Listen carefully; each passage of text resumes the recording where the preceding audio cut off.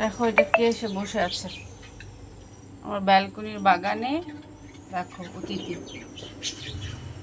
দেখো নড়ছেও না, কোনো ভয় ভীতি নেই, সে নিজের মনের আনন্দে এখানে বসে আছে।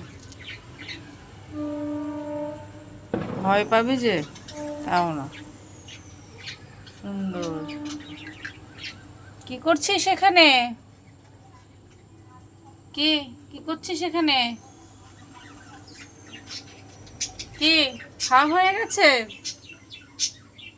হুম, ব্যালকনিতে খাবার রাখা আছে, সেই খাবারগুলো খেলো, খেয়ে তারপর এখন ব্যালকনির উপরে বসে আছে।